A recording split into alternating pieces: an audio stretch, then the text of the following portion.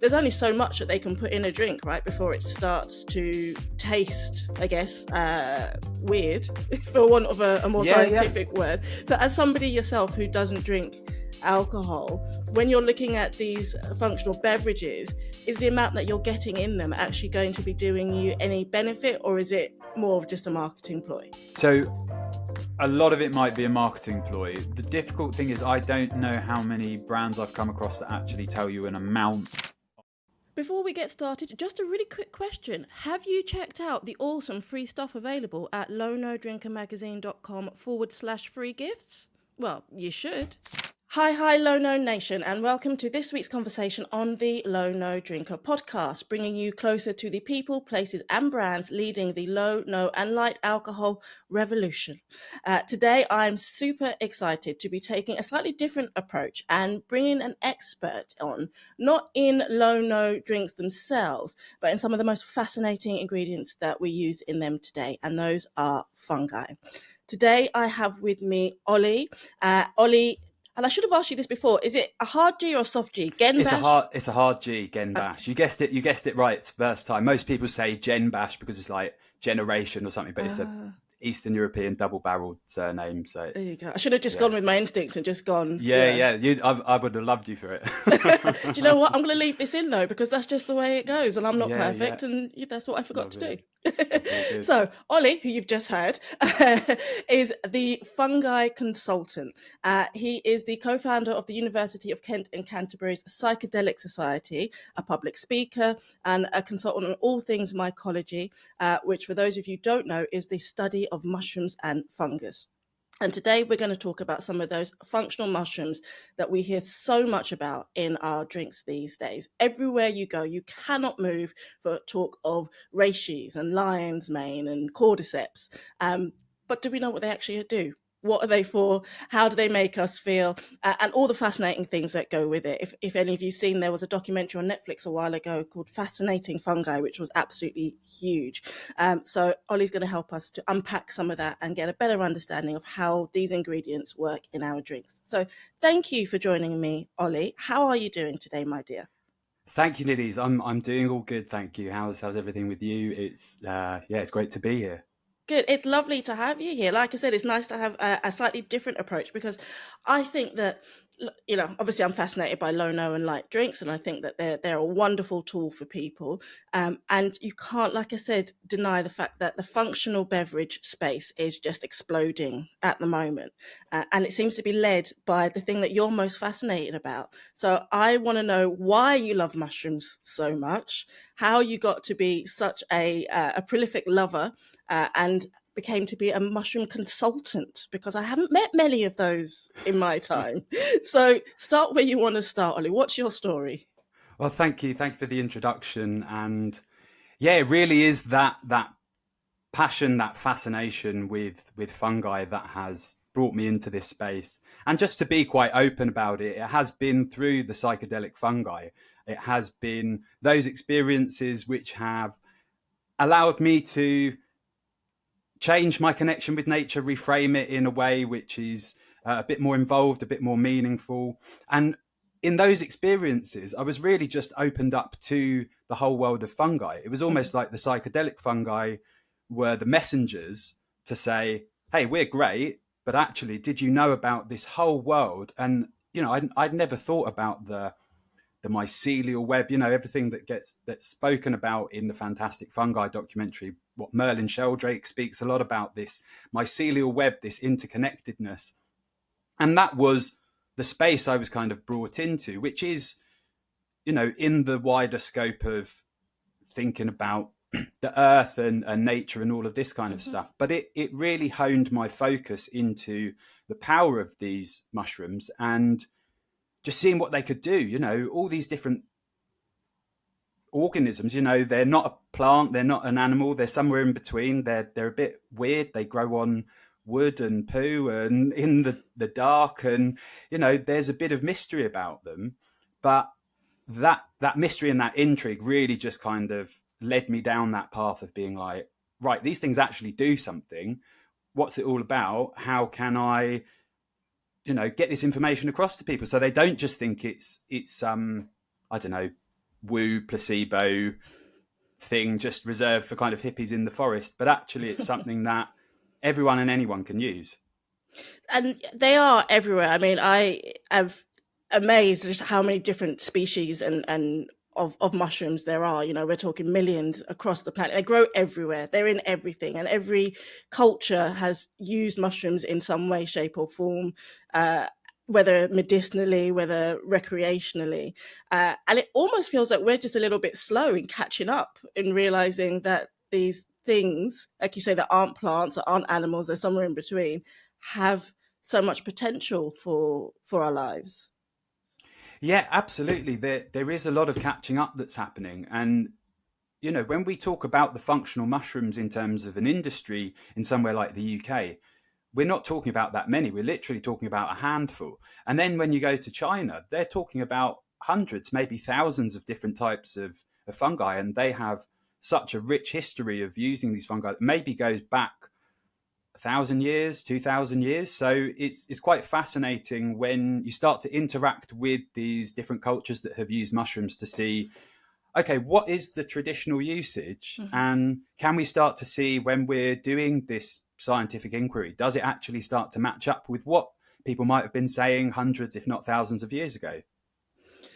So you are very much the expert here. And so in this conversation, I'd love for you to lead me and the listeners to where we need to go. But if we could start sort of within the realm of people that might be that people might know more about, such as those mushrooms that we have in our drinks and what they do, and then we can take that journey through to the other end of the spectrum, and because there are people that listen that might be psychotropic curious and want to know a bit more about that side of things as well. When we spoke in our pre-chat a week or so ago, you mentioned what you called the big five mushrooms. Yeah. Is that a good place to start? Yeah, I think the big five is good. So you've got lion's mane, obviously, reishi, cordyceps, and then turkey tail and chaga, which are, I would say, sort of in their own category compared to the lion's mane, cordyceps, and reishi. And lion's mane, it's really interesting. When I go to if you go to any health food shop and you look in their functional mushroom section, the mushroom that you'll see sort of going out of stock the fastest is lion's mane. Yeah. And I've been trying to understand what it is about lion's mane that gets the most press. I mean, it looks funny, you know, it's got that association with the lion's mane. There's a lot spoken about it in terms of cognitive function, and it kind of seems that us as a society, we're in need of some cognitive enhancement. Our brains aren't working. Maybe we've all got what they're calling brain rot now from staring at our phones for so many years. Yeah. And, you know, that might be true. We might actually, through this digital age of staring at screens quite a lot, have limited ourselves, and maybe the connections in our brains aren't working as optimally as they could. And hey, maybe that's a great place to start, because your brain is doing everything, right? So if you're taking care of the connections in your brain and helping your neurons work better, then ideally things might follow. So I can understand why it is so popular. But then, you know, there's different people that really benefit from different mushrooms. And, you know, for me personally, I love cordyceps. It's my favorite mushroom. And there's other people whose preferred one might be reishi. And then even the other ones like, you know, shiitake and oyster mushroom, which are more the culinary mushrooms, but also have a lot of benefit. But yeah, I think overwhelmingly, when I go into somewhere like Holland and Barrett, you're seeing lion's mane, reishi, cordyceps, turkey tail, chaga, and then maybe a combination of some of these mushrooms in a blend or something. So turkey tail and chaga, we have to come back to those because I'd never heard of those Yeah. until I heard you mention them last week. Lion's mane, you're right, it's absolutely everywhere. And of course, you know, I think lion's mane's got really good PR, right? Because it looks cool, it's got a cool name, and it's said to help, as you say, with your cognitive function. And who doesn't want their cognitive function to be improved? Maybe I need to take some. So we know that lion's mane helps with cognition, and that's why it's often found in nootropic drinks, which are drinks that are supposed to help with those sorts of things, like your mental acuity and focus and that sort of thing. Reishi then. So what's Reishi known for, and why is that so popular?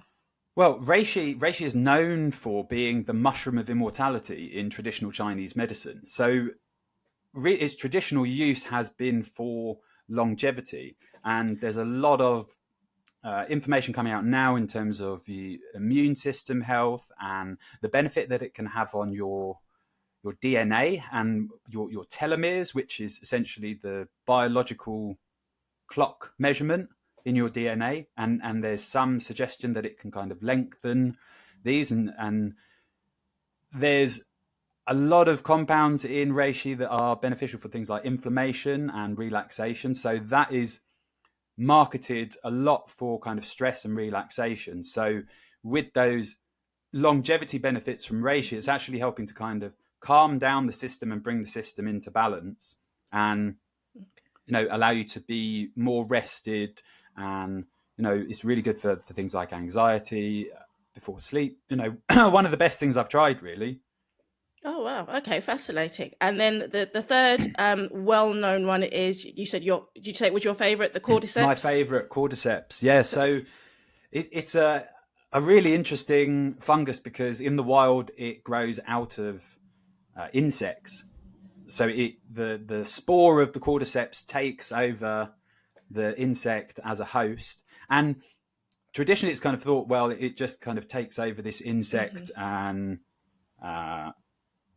kills it, and then goes on to the next one, releases its spores, and it's quite horrible. But there's some suggestion that actually it might, while it's growing inside the insect, it's actually potentially providing similar benefits that cordyceps is providing us. So the really massive thing about it that it's marketed for is motivation and energy. And it's actually allowing the active compound in cordyceps called cordycepin is very similar to a compound in your body called adenosine triphosphate, ATP.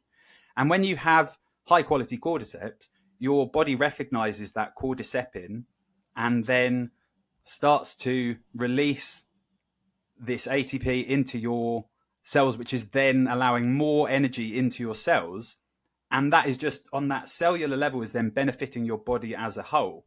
So these fungi are doing really interesting things kind of deep down on this like DNA cellular level, where they're really getting in and helping with the systems and processes and the functionality of our body as an overall system. So cordyceps has this really interesting kind of chain reaction, which then allows us to respond better to lactic acid. So our bodies can actually go for longer. We don't feel as fatigued.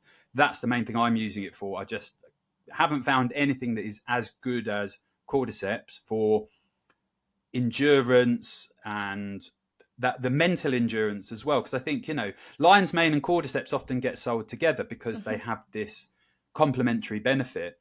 And for me, what I really like about cordyceps is I'm getting a mental stimulating benefit as well as the physical benefit.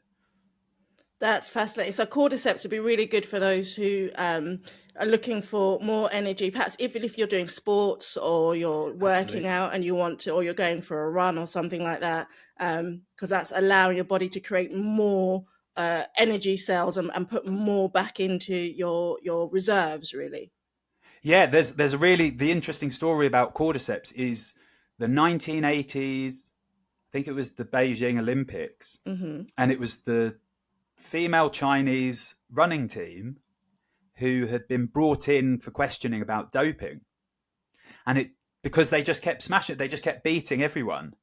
And then it turns out that the coach was giving them cordyceps after every training session so that their endurance, so that they weren't feeling the fatigue of the workout so much, and they were able to endure so that the next day they can keep training harder, the next day they can keep training harder, and then they just they beat everyone. So there really is this verifiable benefit. That's amazing. If you've got Olympic coaches go, look, this is like a legal cheat code, really, for you to be able to go and smash your goals physically and feel like you can just keep going. That's amazing. And then, and also, before we go on to the next two, I do love that you've got a favourite mushroom. I mean, this is great. Yeah, it's funny because, you know, I've spoken to some people who say they rotate their mushrooms, or they like to have a blend of mushrooms. And for me, you know, there's certain mushrooms for different purposes. Mm-hmm.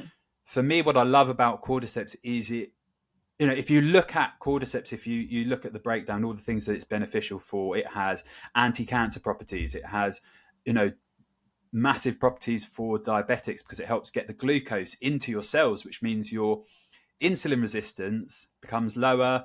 And so then that can actually manage diabetes. It's got this wide variety of stuff. And because of that, it's almost like I can manage the different aspects of my life quite well. So it's almost like I will sleep better because I've had more capacity to do things during the day, which makes me feel kind of less fatigued and worn out. Everything is a bit more focused in a way physically, right? So I'm able to utilize my energy more, and it allows me to get into a routine where I can, it fills me with a lot of confidence. If I'm like, oh, I'm feeling like I've maybe taken on too much. That's all right though. There's some cordyceps I know in the morning I'll actually be okay. And even though I've got these things planned, so then the anxiety the night before might actually be less because I've got the tools to help me endure the next day. So I might not necessarily need to use something like reishi for sleep as well as cordyceps in the morning. However, I do that because I love reishi as well. You know, I think reishi's an amazing mushroom, you know, but cordyceps has had the most noticeable immediate benefit for me. And so, how are you? Because you referenced there, you know, taking it in the evening or having it in the morning.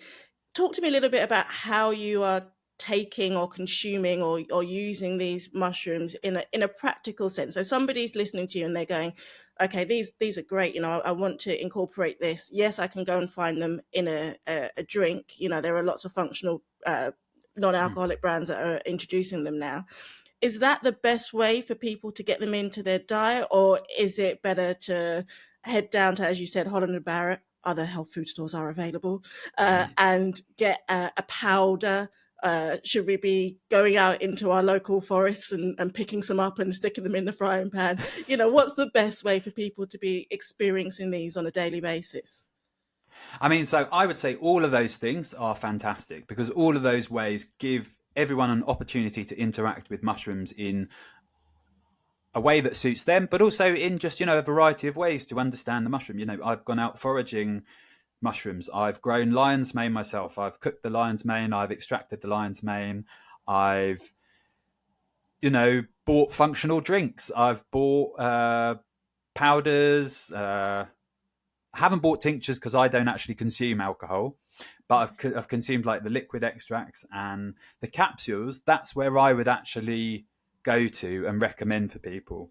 And my reasoning is that if you've actually got a high quality mushroom extract powder, it's going to be quite difficult to work with. It will probably be quite clumpy. It will probably suck up a lot of the moisture from the air. If your powder's not doing that, it's possibly not that good quality. So if you've got that powder which has been encapsulated, you also know, if you're buying it from a reputable brand, you should know the amount of the active compound that is in those capsules, and then there should be a recommended dose on the back. Mm-hmm. So for example, I will take cordyceps capsules, and the capsules have 300 milligrams of an 8-to-1 cordyceps extract, and we'll go into the extracts. Okay. You know, we can go into that because it's a bit, that whole thing is really confusing. And then I'll take 3 of those at a time. So I have about 900 milligrams. I'll maybe have one more. So we're going over to the sort of 1 gram of this actual extract powder. And then in having that in capsules, you know, I bought from the same brand, I bought the powder, and it literally just like turned into a brick in the bag because it was really, it sucked up all the moisture. And it's a great brand. And I was like, fine, you know, and then they had some capsules available. And that for me was just, you know, it's really easy in terms of dosing. And then I know I can then build that into my regime in a more systematic way. And in terms of dosing then, can you take too much of these things? Oh, yes. Yeah. I found that out the hard way when I did when I grew this lion's mane.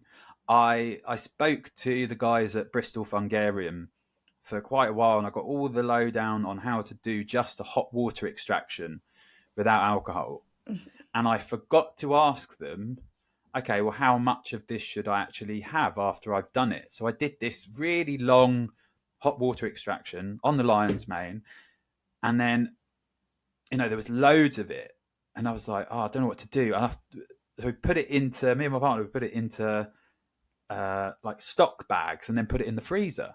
Okay. And I was like, oh, brilliant. We've got all this lion's mane stock. And I used it like a stock, and I made a stew with this lion's mane. And then me and my partner got a really noticeable stomachache. And we had way, way, way too much. Probably should have, the dosage we should have had would have been like, I don't know, maybe half a tablespoon. And we had like, a whole bowl full of this stew with this stock in it, right? So, and that can give you a stomachache because of the compounds known as beta-glucans, which are types of a sugar called polysaccharides. And we'll get into all of that because that is really relatable to the labeling and the marketing of these things. And they can have a really positive effect on your gut bacteria. But if you have too much, it can be hard on your gut. And, that is why there are these recommended doses of these things, because, they can, the benefit that mushrooms have for your immune system tends to be coming from the gut. So they are doing a lot to alter the bacteria. And some people, it can be a bit hard if they're doing too much at once. I know some people that have, they'll have more than the recommended dosage for reishi because they really struggle to sleep, but then they might get some slight side effects, but nothing too extreme. Okay. And so then on the flip side then, if we look at those the amount that goes into your average sort of functional drink, would you not be getting enough then? Because when you're thinking about these drinks that brands are making, your brands like Zoos and Sentia and Smiling Wolf, and there's lots of those out there that use these ingredients. And On Beer, who was on the show recently, there's only so much that they can put in a drink, right, before it starts to taste, I guess, weird, for want of a more scientific word. So as somebody yourself who doesn't drink alcohol, when you're looking at these functional beverages, is the amount that you're getting in them actually going to be doing you any benefit, or is it more of just a marketing ploy? So a lot of it might be a marketing ploy. The difficult thing is I don't know how many brands I've come across that actually tell you an amount of the actual fungi extract in there. And I've seen brands recently where it just says lion's mane powder. So that doesn't tell you anything about the strength, the amount of actual, compounds you're getting. And there's no way to judge those drinks that have very little information. It's very difficult to judge them in their functionality, I'd say. But if people are taking the time to actually, and this is where I kind of probably get under the skin of a few companies, because in my mind, and it's not just come out of nowhere, in my mind there should be a standardized way of talking about functional mushroom products. If you have a product that has functional mushrooms in, like, granted, okay, you're not allowed to say this product will cure XYZ, but when there's so much information about the benefits of mushrooms, there is an implied intended use. When people are buying functional drinks, they're not just buying them. Okay, they might be the actual act of purchasing them. Okay, fine, it's the hype. But for them personally, they're like, oh, well, I've heard lion's mane might be good for your brain. So then if the customer is actually convinced that it will do something and then there's no information, it's really difficult to confidently say, yeah, this this drink will do what you expect it's going to do, other than a placebo effect, which I'm not knocking. It's a very powerful thing. Yeah. So to your knowledge then, do brands, they're not required to state how much of a functional mushroom ingredient might be in their drink? There's zero regulation. Okay. That's the nature of these things. There's no requirement at the moment there's no standardization for people to have to go along with. And therefore then I guess consumers also won't know how the mushroom has been processed before being put in their drink as well, because I'm presuming that the way that the drink will be processed, you talked about powders versus extracts versus, whether it's been ground, how it's been treated. So you won't know how it's been affected before it goes in the drink, and therefore how much that is going to impact the way it affects your body. Yeah, absolutely. So if we think about the physical nature of a mushroom, the skin of a mushroom is quite thick. It's got quite thick cell walls made up of this stuff called chitin. Chitin is in vegetables, also in like the shell of insects. Okay. So this stuff is really hard for your gut to break down. And the active compounds are contained within the cell walls of the mushroom. So if you just dry a mushroom and you powder it and you put it into a drink, the likelihood of your body actually being able to access any of those compounds is very low. Not only that, you're going to be putting more work on your gut to do. Your gut is going to be working harder to actually try and access or digest what it's got. Now, there are some benefits I've heard recently to this fiber, this chitin in your gut, in your helping with your immune system.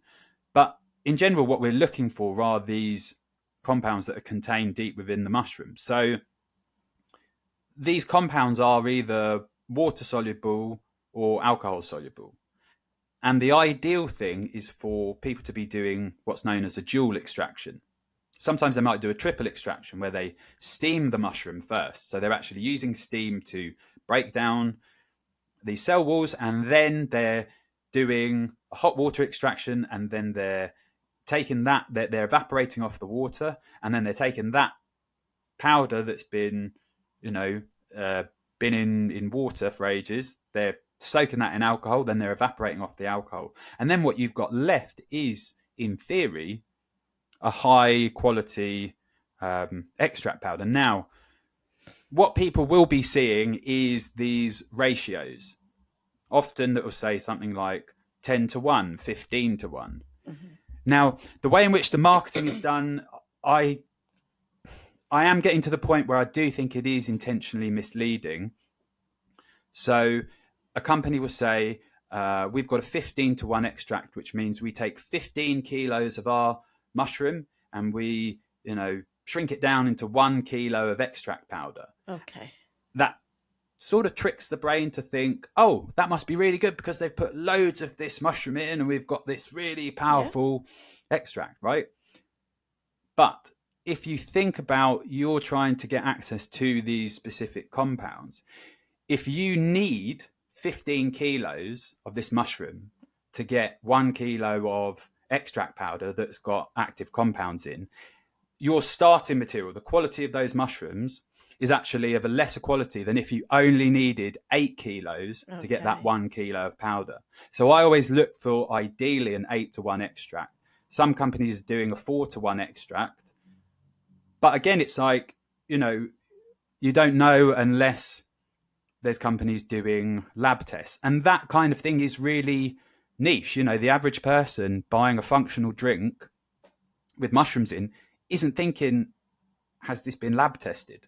No. But in my mind, I'm like, if we're seeing lots of companies jumping on this functional drink thing because it's gaining so much hype and because people really do need some assistance with whatever's going on, it's pretty obvious the world is becoming a bit of a chaotic and stressful place, right? Mm-hmm. So my reasoning for starting the Fungi Consultant is to be that voice which can be independent, I guess, in that unique position to say, I get it. I understand why companies are shifting into this space, but also don't take advantage of the hype. And actually, if you don't cut corners, if you do put in the work and you really start to put out products which are of a high quality that actually do something, where someone can take a sip of a drink and they can look and they go, oh, wow, that says it's got 500 milligrams of 8-to-1 dual extracted lion's mane powder in. Brilliant. Oh, and there's a QR code for the lab test. Oh, that's amazing. That actually as well, that has something of a placebo effect as well, because you're like, you have that confidence in that information. You're not just reading one thing that kind of leaves you a bit unsure. Oh, I've got this latte. Oh, it says it's got lion's mane powder in it. Brilliant. Where you can't. Where do you go from there? If you're like, oh, okay, it's got this information. What does that mean? Why has it got 500 milligrams? What's the reasoning behind that dosage? They must know something that these other companies don't. And is that likely to change? Is there, are there whisperings that this is going to become more regulated, that there's going to be more demands, or is it just a free for all for the moment? There's definitely whisperings. So I've been having some conversations with the Cannabis Trades Association, who deal a lot with the CBD companies in the UK, because CBD companies are now shifting very rapidly towards functional mushrooms because the price of CBD has plummeted by a crazy amount. So they're shifting their focus into CBD, and it's difficult to, there seems to be a new company every day, and it's really difficult to keep track of who is necessarily taking the time to think about what kind of products they're doing and who is just essentially fighting fires by putting out other products that they know will sell because there's a hype around them. So I've been talking to them a bit. There doesn't seem to be much movement. You have got the Food Standards Authority, right? They have weird regulations when it comes to novel foods, and there's one type of mushroom. So there's two species of cordyceps which are produced. There's cordyceps sinensis, cordyceps militaris. Cordyceps militaris cordyceps sinensis is wild harvested, which means it's harder to get. Okay. Cordyceps militaris is cultivated, but it's also sort of categorized as a novel food, which means there's no historical usage of it prior to May 1996. Whereas Cordyceps sinensis has a rich history of like 350 years. So then that makes it difficult for companies wanting to produce good standardized cordyceps products and not have, these regulatory authorities breathing down their neck to, say, well, you can't have that, and you have to do it in this certain way. It means that it becomes a bit difficult. And then it also means that you do just get everyone and anyone kind of coming into the space. It sounds like a bit of a minefield for people who want to get involved in it, but where you actually start. So I definitely want to circle back a bit more to what you're doing with the consultancy. I'd like to talk about the other two mushrooms that you mentioned, just because I don't think people know much about them, and it would be great to get them out there, because turkey tail is a great name. So tell me a bit more about turkey tail and Chaga. Turkey tail is amazing. It looks like a turkey's tail, and it's quite abundant in the UK. You can go out into the woods and probably find some quite easily. That's been used in Japan for, I think, a couple of thousand years. But interestingly, Japan and China have utilized compounds within turkey tail as actually, official pharmaceutical cancer drugs. So a drug in Japan called Crestin, which is made from a compound called PSK. And in China, they use a compound called PSP. And these are the polysaccharides, the sugars contained within the turkey tail and all these other mushrooms, which can benefit your immune system. But the ones in turkey tail seem to be very powerful in treating cancer.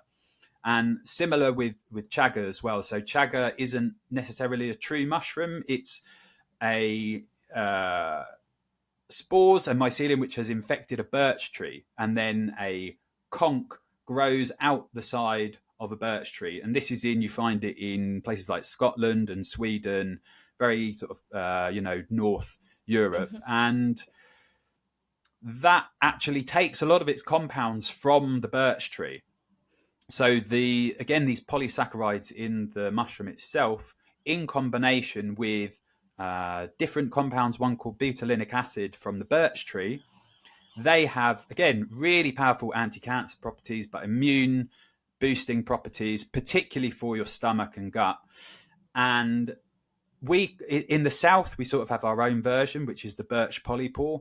It's a big fat mushroom that grows outside of birch trees. It's quite abundant, quite easy to find. So where we don't have chaga down here, I tend to use birch polypore because it has similar compounds, which it's taken from the birch tree in combination. But chaga is certainly, a really powerful one. It's got a lot of usage in Russian folklore, but also being used as a pharmaceutical, like anti-parasitic drug in Russia in combination with other pharmaceuticals.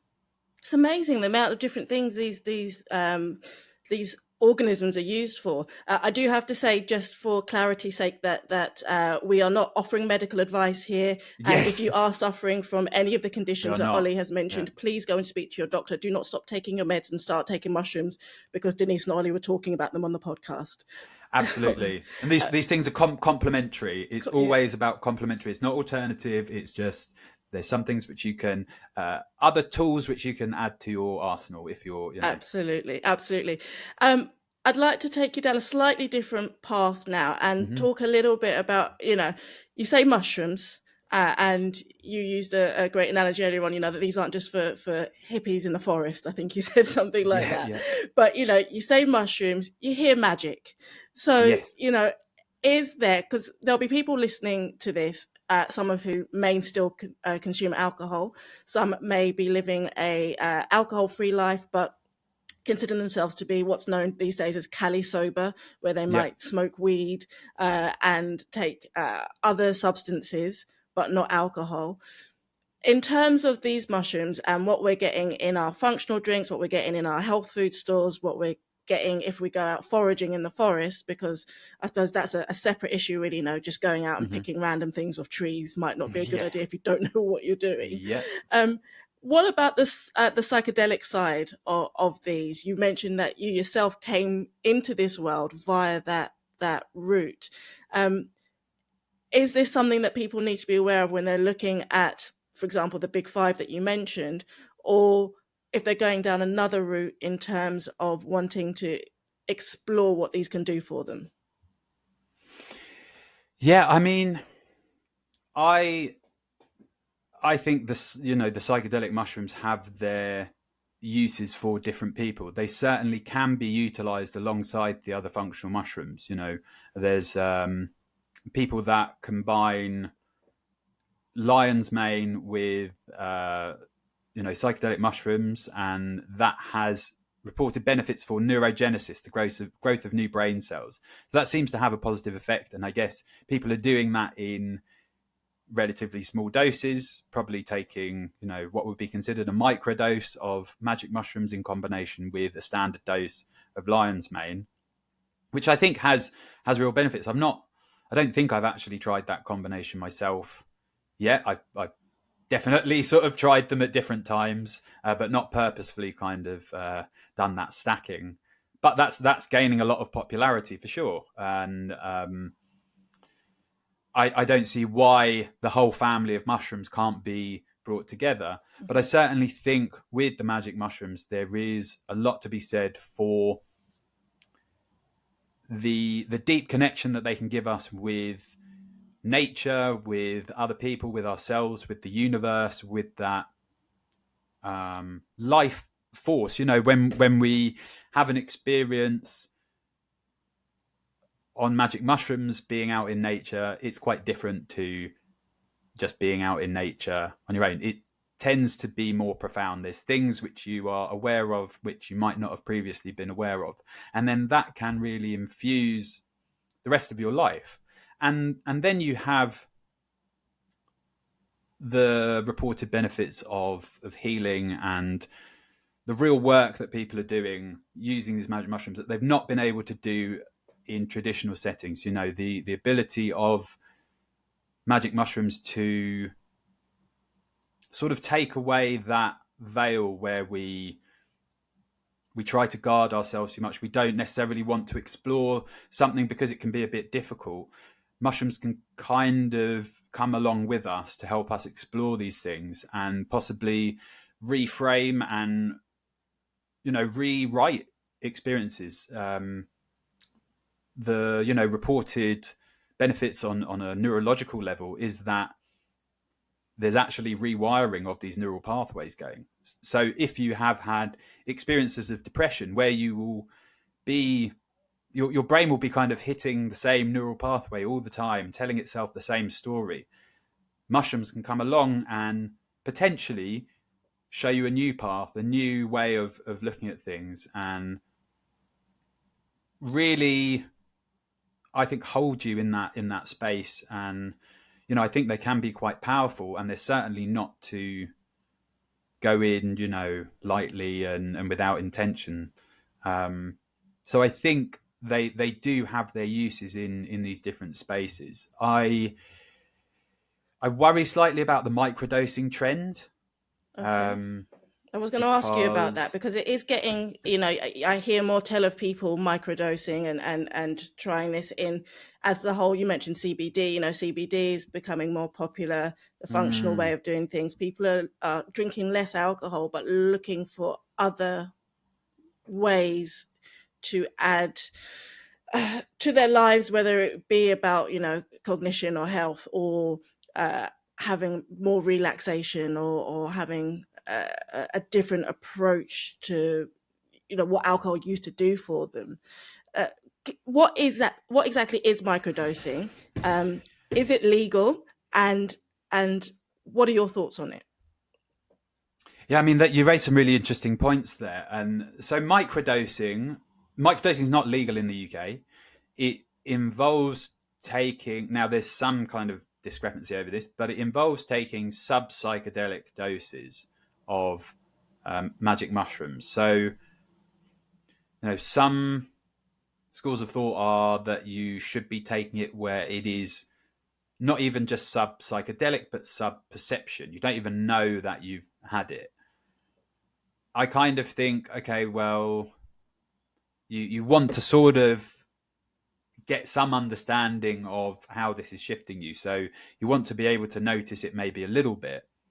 And often people will do regimes where they might take it, you know, 5 days in a week and then take 2 days off, or they'll do 1 day on, 2 days off, and then microdose on the third day. And it seems to, you know, for a lot of people have quite positive results. My, you know, worry about it is that, well, firstly, there's some reported benefits that, like, microdosing over long periods of time can have some physiological effects compared to if you're having a big dose of mushrooms. You might not have a dose for a year, perhaps, after that, because the experiences that you've had in that big dose have been quite profound and might leave you with a lot to do some work on. Whereas the microdosing is more of an integrated every day or every few days kind of thing. Now, you know, it's interesting that you brought up Cali Sober, because I, you know, speak to people in the US that will talk about taking doses of mushrooms that are like 1 gram, 1.5 grams, and going to a party.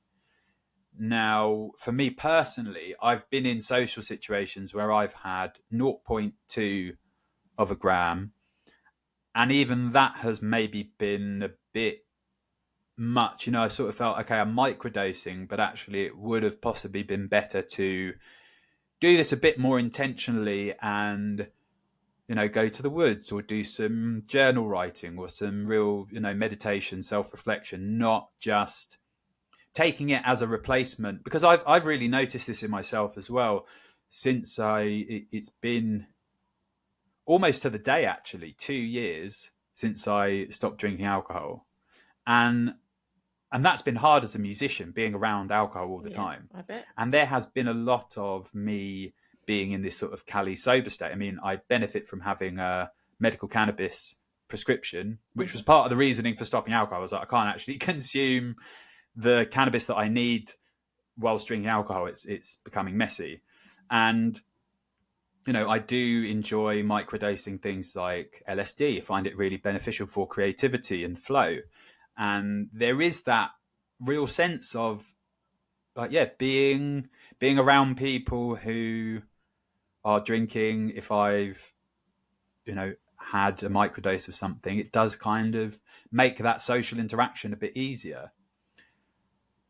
I think on the flip side, with mushrooms in particular, there is a lot going on which is related to deep ancestral wisdom, where, you know, these organisms have been around for a really long time, for millions of years.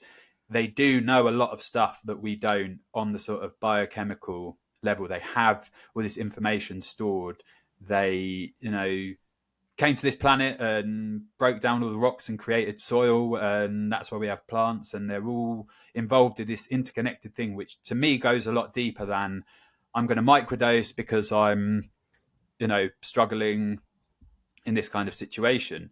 So I do think absolutely get involved with the microdosing, introduce yourself to the mushrooms, but also look towards that deeper wisdom, find ways, because it might be that, like, okay, you're Cali sober and you've had a little microdose of mushrooms and you don't feel the urge to drink because you're feeling the buzz of mushrooms.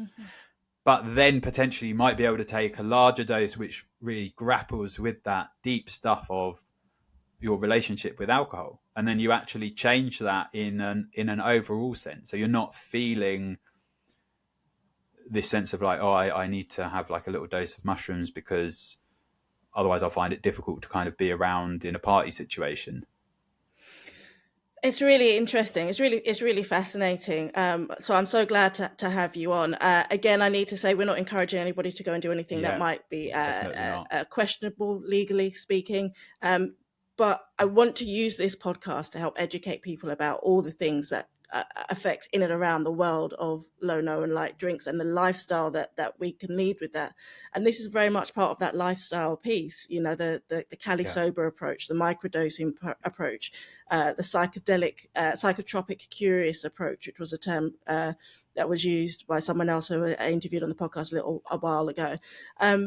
So, you know, it's important that we think about these things. I think every part of this journey, when it comes to your relationship with alcohol and what you use and the things you put in your body, you need to think about it in detail, and not just blindly do things. So I really appreciate you breaking that down, Oli, in a way that we haven't approached before.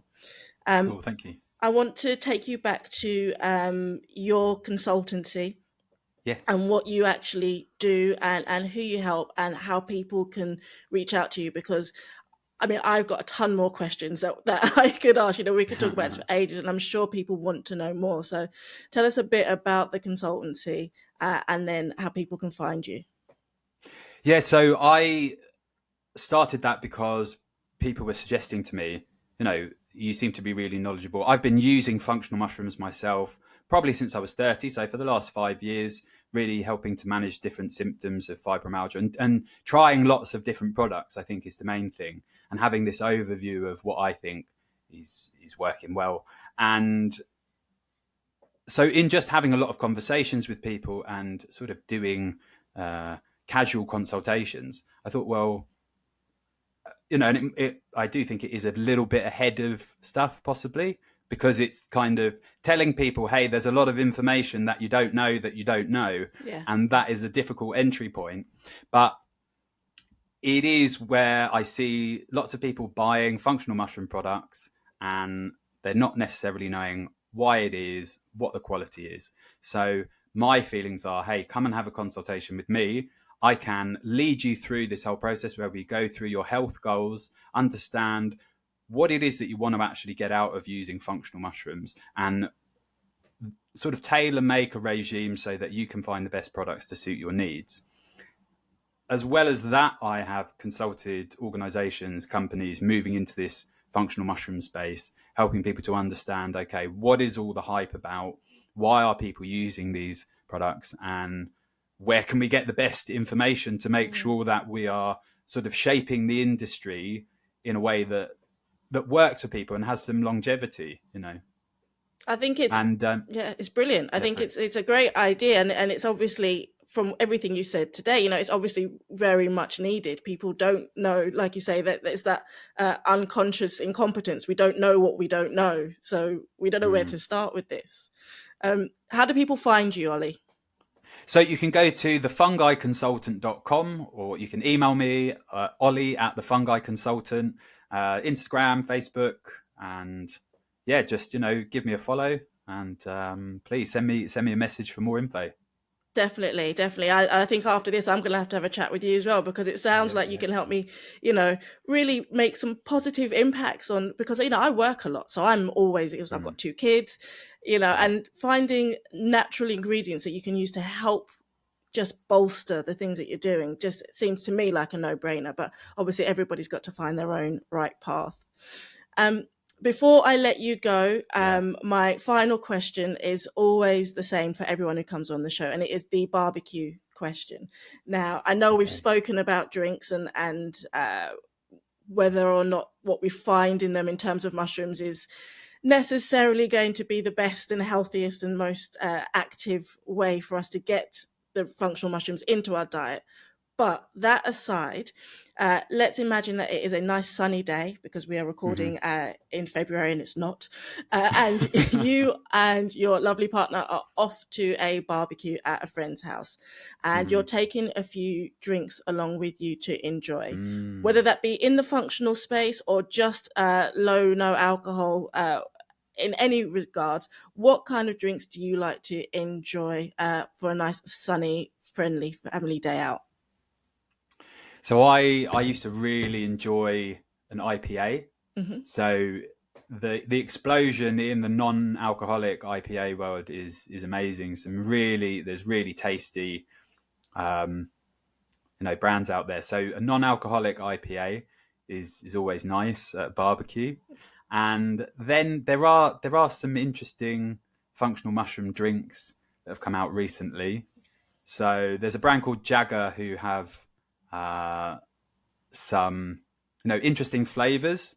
So I think something a bit fruity at a barbecue, maybe with some cordyceps extract in it for a little bit of a buzz to keep me motivated. And then as well, maybe if there's pudding, if there's dessert, I might, depending on the weather, I might maybe break out the Lion's Mane hot chocolate, or try and make some like Lion's Mane chocolate milkshakes. Bristol Fungarium do a great Lion's Mane hot chocolate. Amazing. Thank you for those. I will make sure that I will go and find them for myself, and I'll put those in the show notes for people that want to go and check them out. Oli, before I let you go, and I said that already, is there anything you're so fascinating? I love talking to you. Is there anything that we haven't touched on in this conversation that you'd like to end with, to leave people on? No, I think we've really touched on everything, and I think it is just, do more research. That's the main thing. Don't be afraid to be a mushroom geek. There's a lot of really accessible citizen science out there. I don't have a science background, but this stuff really fascinates me. And the more you start to read about it, you'll start to go down these rabbit holes and realize that the information isn't necessarily that complex. And also, just to add, mycology is actually a dying field, because a lot of these mycologists are quite old, and there's not necessarily the systems in place to teach people the skills that they need. So we really do rely on people being a bit geeky and wanting to know, about that mushroom. Just if someone's told you to take lion's mane, just type lion's mane traditional use into Google, and then go from there, and you'll go down the rabbit hole. Amazing. Oli, thank you so much for all of that. It's been absolutely fascinating. Thank you. It's been great. Thank you. Keep up the amazing work, because it sounds like it's completely needed. Thanks, you too. It's great to see this kind of podcast going, and your magazine. It's wonderful to connect with someone who is on this, level about the kind of low, no drinking. So yeah, Thank great you. stuff. Thank you, my lovely.